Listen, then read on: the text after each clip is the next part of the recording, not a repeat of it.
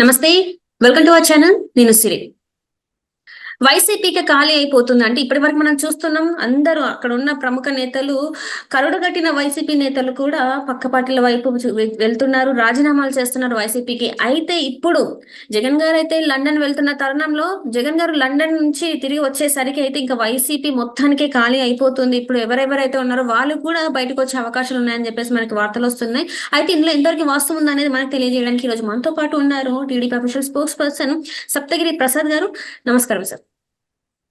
నమస్కారం మేడం. మీకు ప్రేక్షకులకి వీక్షకులు అందరికీ కూడా నా హృదయపూర్వక నమస్కారాలు మేడం. చెప్పండి మేడం. ఇప్పుడు వస్తున్న వార్త అయితే ఏదైతే ఉంది అంటే జగన్మోహన్ రెడ్డి గారి పార్టీ అంటే వైసీపీ పార్టీలో ఇప్పుడు ఇంకా అంతో ఇంతో ఉన్న వ్యక్తులు కూడా నేతలు కూడా ఇంకా జగన్మోహన్ రెడ్డి గారు లండన్ నుంచి తిరిగి వచ్చేసరికి అంటే సెప్టెంబర్ 3 తారీఖున తను లండన్ వెళ్తున్నారు.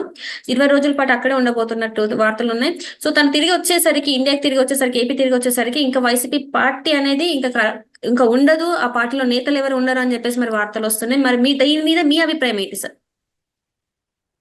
మేడం, ఇది ఆల్రెడీ ఎక్స్పెక్టెడ్. ఎందుకంటే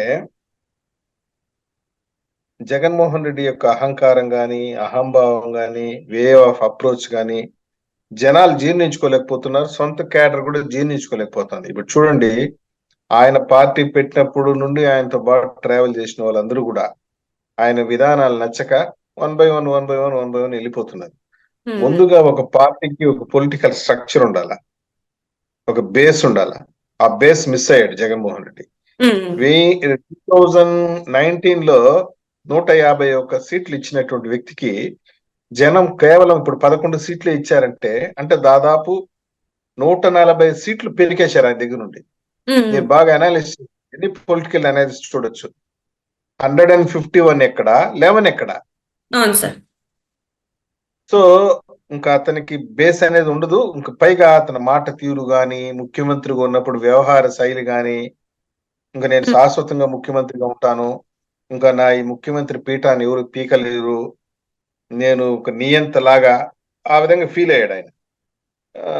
30 సంవత్సరాలు ముఖ్యమంత్రిగా ఉంటానని చెప్పి అధికారులు నమ్మబలికాడు, కేడర్ నమ్మబలికాడు. ఇంకా నన్ను ఓడగొట్టే వాళ్ళు ఎవరు నా భ్రమలో ఉండిపోయాడు. కానీ డెమోక్రసీలో ప్రజలు చెప్పింది వేదం, ప్రజలు మాట్లాడింది చట్టం, ప్రజలు చేసింది శాసనం. మాట్లాడితే ఒక మాట అనేవాడు ఆయన, మీకు తెలుసో లేదో, నా ఎంట్రుకు కూడా ఎవరు పీకలేరు అనేవాడు. మీకు గుర్తుందా లేదా డైలాగ్? 2-3 సార్లు చెప్పాడు. స్కూల్ పిల్లల ప్రోగ్రామ్ లో కూర్చొని ఆయన నా ఎంట్రుకులు కూడా ఎవరు పీకలేరు మీరు అన్నాడు. అంటే ఏ విధమైన అహంభావం చూడండి. డెమోక్రసీలో, ప్రజాస్వామ్యంలో ప్రజలే మనకి అవకాశం ఇస్తారు పాలించమని చెప్పి. మనం ఈ అవకాశాన్ని తీసుకొని రెచ్చిపోయి నన్ను ఎవరు పీకలేరు, నన్ను ఎవరు అది చేయలేరు, ఇది చేయలేరు అని మాట్లాడడం చూసినారు ప్రజలు. తీరా చూడబోతే ముఖ్యమంత్రి పీఠాన్ని పీకారు. ఎంట్రుకుల సంగతి ఏంది? ఏకంగా ముఖ్యమంత్రి పీఠాన్ని పీకేశారు పబ్లిక్. పైగా పరిపాలించిన తీరు, పోలీసులను అడ్డం పెట్టుకుని వ్యవహరించినటువంటి విధానం, ఎమ్మెల్యేల దగ్గర నుండి, ఎంపీల దగ్గర నుండి, ప్రతిపక్ష నాయకుల దగ్గర నుండి, సినిమా యాక్టర్ల దగ్గర నుండి, సినిమా యాక్టర్లను పిలిపించుకొని వచ్చి చేతులు కట్టించుకున్నాడు. సార్ మా సినిమా థియేటర్లు ఆడిస్తాడు సార్, అట్లా చేతులు కట్టుకున్నారు పెద్ద పెద్ద హీరోలు ఆయన దగ్గరకు వచ్చి.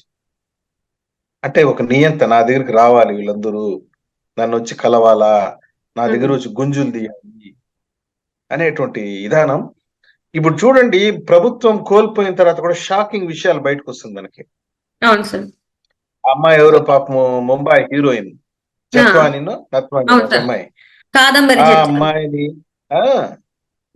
ఏం సంబంధం ఇక్కడ ఉన్నటువంటి పోలీస్ అధికారులు, కాంతి రాణా టాటా గారు కానివ్వండి, డీజీ కసిరెడ్డి రాజేంద్రనాథ్ గారు, విశాల్ గుని గారు, వీళ్ళందరి పేర్లు వస్తున్నాయి బయటికి వన్ బై వన్. ఆ అమ్మాయి ఎక్కడేదో ముంబైలో ఉంటే మీరు ఆగ మేఘాల పైన రాష్ట్రం ఏదో కొంపలు మునిగిపోయినట్టు ఫ్లైట్ లో పోయి ఆ అమ్మాయిని, వాళ్ళ అమ్మని, వాళ్ళ నాన్నని అరెస్ట్ చేసి తీసుకురావటం, ఇక్కడ గెస్ట్ హౌస్ లో పెట్టడం, వేధించడం, బెదిరించడం, ఇన్ని రకాల అరాచకాలు చేసేసినారు మీరు. ఇట్లాంటివి చాలా జరిగిపోయినాయి. ఇంకా పబ్లిక్ ఇంక ఓర్చుకోరు. జగన్మోహన్ రెడ్డి గారు, నేను చెప్తున్నా, ఎప్పుడో చెప్పా, నేను వైల్డ్ వుల్ఫ్ ఛానల్లోనే చెప్పా, పార్టీ పెడతారు చూసుకో అని. ఎందుకంటే పవర్ ఉంది, ఉన్నారు, పవర్ పోయింది, ఇప్పుడు ఉండదు నీ పైన. ఇప్పుడు మేడం కొందరు నాయకులు ఉంటారు, ఆ నాయకుల దగ్గర అధికారం లేకపోయినా సమీప భవిష్యత్తులో వీడు ఏది అవ్వడన్నా కానీ ఏ పదవులు రీచ్ కాడన్నా కానీ జనాలు ఆయన వెనకాల నడుస్తారు. ఉమ్, అంటే ఆ క్యాలిబర్, ఆ శక్తియుక్తులు ఉంటాయి. నీ దగ్గర ఏం క్యాలిబర్ ఉంది, ఏం చూసి నడవాలి నీతో పాటు క్యాడర్. ఉమ్, కాబట్టి జగన్మోహన్ రెడ్డి లండన్ పోవటము, మళ్ళీ రావటము, వచ్చే లోపల తాడేపల్లి ప్యాలెస్ లో ఉన్నటువంటి పార్టీ ఆఫీసుకి లాక్ బోర్డు పడిపోతుంది, క్యాడర్ ఉండదు, క్రమక్రమంగా జీరో అయిపోతుంది. ఉమ్. ఎన్టీఆర్ టీడీపీ అనేసి ఒకటి పెట్టింది చూసి, లక్ష్మీ పార్వతి ఒక పార్టీ పెట్టింది చూశారు, మీకు గుర్తుందో అవును లేదా? సార్, అవును సార్, అవును.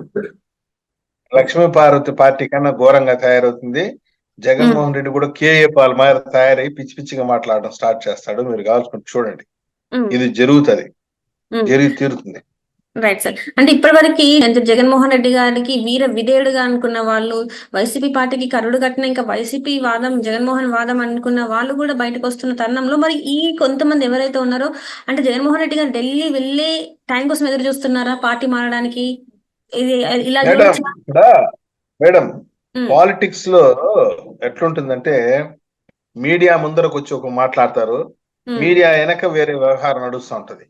అవునవును మీడియా సార్. ముందుకు వచ్చి నేను వీర విధేయుణ్ణి, నేను జగన్మోహన్ రెడ్డి భక్తుణ్ణి, నా గుండెలు చీల్చి చూడండి జగన్మోహన్ రెడ్డి రాజశేఖర రెడ్డి కనిపిస్తారు అని చెప్తారు. అది కామన్. కానీ బిహైండ్ ద స్క్రీన్ వేరే పాలిటిక్స్ జరుగుతుంది. Right right. డాక్టర్ దగ్గర పోతే డాక్టర్ ఏం చేస్తాడు, ఫస్ట్ రోగిని చూసి నీకేం బాగాలేదు, బాగానే ఉన్నావు, ఆరోగ్యంగా ఉండు, ధైర్యంగా ఉండు, మంచి ఫ్రూట్స్ గీట్స్ తినట్టు, అంతేగాని నువ్వు చచ్చిపోతావు నువ్వు చెప్పు డాక్టర్ పేషెంట్ దగ్గర పోతే. రైట్. సేమ్ పరిస్థితి జగన్మోహన్ రెడ్డి కూడా. బాగానే ఉంది, నీ పరిస్థితి ఏం లేదు, ఇబ్బంది ఏం లేదు, ధైర్యంగా ఉండు అంటారు. ఇంకా పార్టీ ఎత్తిపోయింది. ఒక రకంగా చెప్పాలంటే వైసీపీ సాన్ వెంటిలేటర్ పైన ఉంది పార్టీ. రేపు పొద్దున ఈయన లండన్ నుండి వచ్చేటప్పుడు వెంటిలేటర్ తీస్తే మార్చికి వెళ్ళిపోతుంది పార్టీ, ఇంకేం సందేహం పడలేదు అంత. కాబట్టి పైగా ఇంకొకటి ఏంటంటే వైసీపీ కూడా మొత్తం కమర్షియల్ ఎలిమెంట్స్ తో కూర్చుకున్నటువంటి పార్టీ, ఏదో ప్రజలకు సేవ చేయాలని వచ్చిన పార్టీ కాదు. అధికారం కోసం అధికారం సాధించింది, పోయింది. ఇప్పుడు ఆయన పరిస్థితి, లండన్ కి ఎందుకు వెళ్తున్నాడు ఆ విషయం చెప్పాలి. ఆయన ఏం కారణం చేత వెళ్తున్నావు? ఇన్వెస్టర్స్ అందరూ ఆయన ఒత్తిడి చేస్తున్నారు, పెట్టుబడులు పెట్టిన వాళ్ళంతా కూడా తిడుతున్నారు, మా డబ్బులు మాకు రిటర్న్ ఇవ్వు, మా చేసినావు అది చేసినా అని. ఆ గోల్ నుండి తప్పించుకునేదానికి లండన్ వెళ్ళిపోతున్నాడు. నేను ఒక విషయం చెప్తాను మేడం, మన ఛానల్లో హెడ్లైన్స్ లో పెట్టుకుంటే లండన్ పోయిన జగన్మోహన్ రెడ్డి తిరిగి వస్తాడన్న నమ్మకం లేదు. ఒక విజయ మాల్యా మాదిరిగాను, ఒక నీరవ్ మోడీ గాను, లలిత్ మోడీ గాను అక్కడే ఉండిపోతాడు. కూడా A2 కూడా పోతున్నాడు, సాయిరెడ్డి కూడా 1-2 రోజులు తేడా ఆయన కూడా పోతున్నాడు. వీళ్ళంతా పోయి లండన్ చేరిపోతారు. ఇంకా కూడా leader one by one Dubai కొందరు, వాడు కొడాలి నాని అనేవాడు, వాడు దుబాయ్కి వెళ్తాడు, ఈ రోజా దుబాయ్కి వెళ్ళిపోతుంది, వాడు వల్లంనేని వంశీ అంట, ఈ పేరుని రాని మీడియా ముందు వచ్చి బెక్క అరుస్తున్నారు కదా బ్యాచ్. ఈ బ్యాచ్ అంతా కూడా లండన్కి వెళ్ళిపోతారు. ఇక్కడ వైసీపీ కార్యాలయానికి టూలెట్ బోర్డు పడిపోతుంది. లండన్ అంటే లండన్ కాదులేండి, వేరే వేరే దేశాలకు పోయి అక్కడ ఏమైనా హోటల్లో గిట్టలో పని చేసుకున్న ఆశ్చర్యపోమని వీళ్ళు. అంటే ఇక్కడ ఇంతగానం పనిచేసి మీరు అక్కడ హోటల్లో పనిచేస్తారంటారా? మరి వైసీపీ నేతలు అక్కడికే తరుముకుంటారు మేడం జనము, మేడం జనం తరుముకుంటారు. ఇంకా ఇప్పుడు చూడండి, పోలీసులు అందరూ వన్ బై వన్ కేసుల్లో బయట వస్తున్నారా? మీరు చూడండి, నెక్స్ట్ జరగబోయేది అరెస్ట్లే. అరెస్టులు తప్పించుకునేదానికి లండన్ వెళ్తున్నారు. ఇందులో పోలీస్ అధికారులు బలి పశువులు అయిపోయినారు. అవును సార్, అవును. ఆ జత్వాని కేసులో కానీ, ఆ లిక్కర్ స్కామ్ లో కానీ, ఆ రెడ్ శాండిల్స్ కేసులో కానీ, ఇంకో కేసులో కానీ, ఆ శాండ్ కేసులు, ఇవన్నీ కూడా కేసులు సిబిసిఐడి నమోదవుతుంది కేసులు. వీళ్ళందరూ దాంట్లో అక్యూజ్డ్ గా ఇరుక్కుంటారు. ఇంకా వీళ్ళు రాజకీయ నాయకులు గమని పారిపోతారు ఫ్లైట్ ఎక్కి. ఇంకా పోలీసులు ఐపీఎస్ అధికారులు పోలేరు కాబట్టి ఇక్కడ ఇరుక్కుంటారు, తగులుకుంటారు, జైలుకు పోయే పరిస్థితి కూడా వస్తుంది. వైసీపీని నమ్ముకున్న నాయకులు మునిగిపోతారు, వైసీపీని వంతబాడినటువంటి ఐపీఎస్ అధికారులు కూడా మునుగుతారు మేడం. మీరేమో రానంటున్నారు, కానీ ఇక్కడ కేసులు అయితే ఉన్నాయి కదా సార్, ఆల్రెడీ కోర్టు కూడా చెప్పింది విచారణకి. ఇప్పుడు కోర్టు మేడం, విజయ్ మాల్యా పైన కూడా చాలా కేసులు ఉంది. కోర్టు పర్మిషన్ తోనే లండన్ పోయినాడు, ఇప్పుడు 10 ఏళ్ళు అయింది, రాలేదు. జగన్మోహన్ రెడ్డి కూడా కోర్టు పర్మిషన్ తో పోతాడు, లండన్ లో ఆడేనా తలదాచుకుంటాడు, ఏడ దాముకుంటాడు. మరి ఇప్పుడు ఇంకా కేసులు ఇప్పటి వరకు ఎన్ని స్కామ్లకి ఇప్పుడు ఏదైతే ఇసుక మాఫీ ఇక్కడ చూసాం, లిక్కర్ స్కామ్ చూసాం, ఇసుక స్కామ్ చూసాం, అన్ని రకాల స్కామ్లు ఇక్కడ జరిగాయి కదా సార్. మరి వాటికి ఇంకా అంతేనా, ఇవి మర్చిపోవాల్సిందేనా మనం? మరి ఈ గత 5 సంవత్సరాలు ఏదైతే అందరూ అనుభవించారో దానికి ఇంకా లేదంటారా? జగన్మోహన్ రెడ్డి సెంట్రిక్ గా ఈ కేసులు జరిగింది. ఉమ్, కింద స్థాయి ఐఏఎస్ గాని మంత్రులు గాని వాళ్ళందరూ ఉన్నారు కదా స్కాముల్లో, చిన్న స్థాయి ఉద్యోగులు, ఎవరిని వదిలే ప్రసక్తి ఉండదు, అందరిని కూడా కేసులు ఇరికిస్తారు. జగన్మోహన్ రెడ్డికి లండన్ పారిపోవచ్చు, అవసరమైతే రెడ్ కార్నర్ నోటీస్ ఇస్తాము, పట్టుకొని ఉమ్, వచ్చేస్తాము, అవసరమైతే ఒక స్పెషల్ టీం పోతుంది. ఉమ్, స్పెషల్ టీం పోతుంది మేడం, ఇక్కడ నుండి ఒక 20 మంది ఆఫీసర్స్ పోతాము. ఉమ్, Indian embassy, London embassy, Britain embassy contact అయ్యి తీసుకురావాలంటే కూడా తీసుకొస్తారు. అది it may happen, anything may um, happen. నేరస్తుని రైట్, తీసుకొచ్చి ఇక్కడ చేసే పరిస్థితి. ఫైనల్ గా అయితే ఒక మాట కన్క్లూజ్ చేస్తున్నాను మేడం, ఉమ్, వైసీపీ చాప్టర్ క్లోజ్ అయిపోయింది. రైట్, గతించిన ఓకే, చరిత్ర, వైఎస్ఆర్ కాంగ్రెస్ పార్టీ ఇంకా మరిచిపోవచ్చు. మా రైట్ సార్. మాదిరిగా 43 సంవత్సరాల పార్టీ కాదు అది. మా ఉమ్, ఉమ్, పార్టీ కార్యకర్తలు వానాకు లెక్క చేయకుండా పెట్టిన కేసులను ఎదుర్కొని ఇబ్బందులు పడి పార్టీని నిలబెట్టుకున్నాం ఈ రోజు. మరి నువ్వు నిలబెట్టుకో, అసెంబ్లీకే రాలేని వ్యక్తి నువ్వు. Right sir. కాబట్టి forget about Jaganmohan Reddy, forget about YCP, forget about other YCP leaders. That chapter is close. Right sir. Right sir. Thank you so much sir. మీరు మాతో పాటు జూమ్ కాల్ వచ్చిన ధన్యవాదాలు సార్. Right, right sir.